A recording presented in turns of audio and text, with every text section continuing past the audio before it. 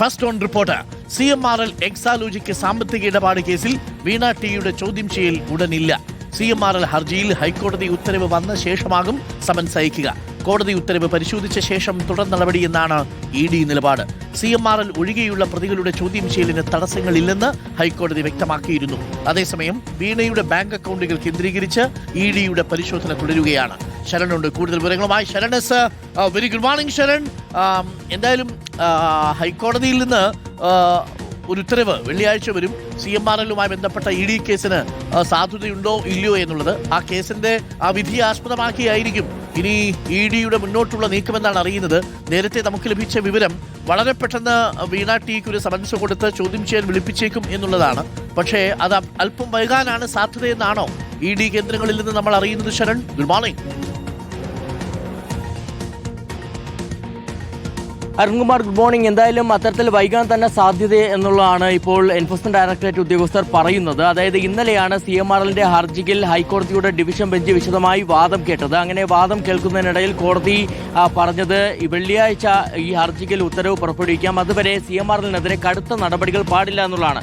എന്നാൽ മറ്റ് പ്രതികളുടെ കാര്യത്തിൽ, അതായത് വീണ ടി അടക്കമുള്ള മറ്റ് പ്രതികളുടെ കാര്യത്തിൽ ഇത് ബാധകമല്ല, അവരുടെ ചോദ്യം ചെയ്യലുമായി EDക്ക് മുന്നോട്ട് പോകാമെന്നുള്ളതും കോടതി വ്യക്തമാക്കിയിരുന്നതാണ്. ഇതിന് പിന്നാലെയാണ് ഇന്നലെ വൈകിട്ട് കൊച്ചി സോണൽ ഓഫീസിൽ ED ഉദ്യോഗസ്ഥർ കൂടിയാലോചന നടത്തിയത്. അപ്പോൾ വേഗത്തിൽ ചോദ്യം ചെയ്യലിലേക്ക് പോകേണ്ടതില്ല, മറിച്ച് കോടതി ഉത്തരവ് വരുന്നത് വരെ കാത്തിരിക്കാമെന്ന തീരുമാനത്തിലേക്കാണ് അവർ എത്തിച്ചേർന്നത്. അതായത് കോടതി ഉത്തരവ് ലഭിച്ച് അത് പരിശോധിച്ച ശേഷം തുടർ നടപടികളിലേക്ക് കടക്കാമെന്നുള്ളതാണ് നിലവിൽ ED തീരുമാനിച്ചിരിക്കുന്നത്. ഈ കാലയളവിൽ, അതായത് കോടതി ഉത്തരവ് വരുന്നത് വരെയുള്ള സമയം കൂടുതൽ തെളിവുകൾ ശേഖരിക്കാനായി ഉപയോഗപ്പെടുത്താമുള്ള ഒരു വിലയിരുത്തലിൽ കൂടിയാണ് ഇപ്പോൾ ED എത്തിയിരിക്കുന്നത്. അതായത് വീണ ടിയുടെ രണ്ട് പ്രധാനപ്പെട്ട അക്കൗണ്ടുകൾ, അതായത് 2019 പൂട്ടിയ അബുദാബിയിലെ അക്കൗണ്ടും ഒപ്പം തന്നെ HDFC ബാങ്കിലെ അക്കൗണ്ടും കേന്ദ്രീകരിച്ച് അന്വേഷണം നടക്കുകയാണ്. അപ്പോൾ അത് സംബന്ധിച്ചുള്ള തെളിവുകൾ ശേഖരിക്കുക.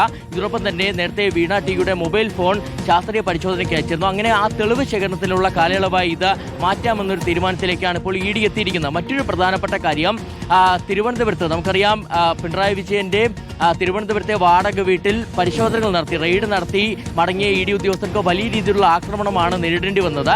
ED ഉദ്യോഗസ്ഥർ പറയുന്നത് ഈ ആക്രമണത്തിന് പിന്നിൽ ഒരു ഗൂഢാലോചന നടന്നിട്ടുണ്ട്, ആസൂത്രിതമായിട്ടുള്ള അക്രമമാണ് നടന്നിരിക്കുന്നത്, ഇതിന് പിന്നിൽ നേതാക്കൾക്കും പങ്കുണ്ടെന്നുള്ളതാണ്. അപ്പോൾ അത് കാട്ടിക്കൊണ്ടുള്ള ഒരു റിപ്പോർട്ട് ഡയറക്ടറേറ്റിന് കൈമാറുകയും ചെയ്തിട്ടുണ്ട്. അതിൽ പ്രധാനമായി പറയുന്നത് ഈ ആക്രമണത്തിന് ശേഷം പ്രതികളുടെ വീട് CPIM നേതാക്കൾ സന്ദർശിക്കുന്ന സാഹചര്യമാണുള്ളത്. അങ്ങനെ CPIM നേതാക്കളുടെ പങ്ക് വ്യക്തമാക്കുന്ന കാര്യങ്ങളാണ് ഓരോ ഘട്ടത്തിലും പുറത്തു വരുന്നതെന്നുള്ളതാണ്. അപ്പോൾ അതിൽ കക്ഷി ചേരണം, ഈ പ്രതികളുടെ ജാമ്യാപേക്ഷയിൽ കക്ഷി ചേരണമെന്നൊരു ആവശ്യം കൂടി കൊച്ചി സോണൽ ഓഫീസിൽ നിന്ന് മുന്നോട്ട് വയ്ക്കുകയും ചെയ്തിട്ടുണ്ട്. ഈ റിപ്പോർട്ടിൽ അനുമതി ലഭിച്ച ശേഷം, ഡയറക്ടറേറ്റിൽ നിന്ന് അനുമതി ലഭിച്ച ശേഷമായിരിക്കും ജാമ്യാപേക്ഷയിൽ കക്ഷി ചേരുക. Okay, thank you. ശരണാണ് വിവരങ്ങൾ നൽകിയത്. അപ്പോൾ പ്രിയപ്പെട്ട പ്രേക്ഷകരെ, നമുക്ക് വെള്ളിയാഴ്ച വരെ കാത്തിരിക്കേണ്ടി വരും. വെള്ളിയാഴ്ച എന്തായാലും ഹൈക്കോടതി വിധി വരും. ഒന്നുകിൽ ഹൈക്കോടതി വിധി CMRLന് ആശ്വാസമാവും, ഇനി ED അന്വേഷണം വേണ്ടതില്ല എന്നുള്ളത്. അങ്ങനെയാണെങ്കിൽ കേസ് അതോടുകൂടി അവസാനിച്ചു. SFIയുടെ കേസാണെങ്കിൽ ഡൽഹിയിൽ ഫ്രീസ് ചെയ്തിരിക്കുകയാണ്. അങ്ങനെയാണെങ്കിൽ വെള്ളിയാഴ്ചത്തെ വിധി വളരെ വളരെ വളരെ നിർണായകമാണ്. വെള്ളിയാഴ്ച നോന്നാണ് കോടതി പറയുന്നതെങ്കിൽ എല്ലാ നടപടികളും അതോടുകൂടി സ്വിച്ച് ഇട്ടതുപോലെ അവിടെ അവസാനിക്കും. നീ യെസ് എന്നാണ് പറയുന്നതെങ്കിലോ എന്തെല്ലാം കാണാനിരിക്കുന്നു.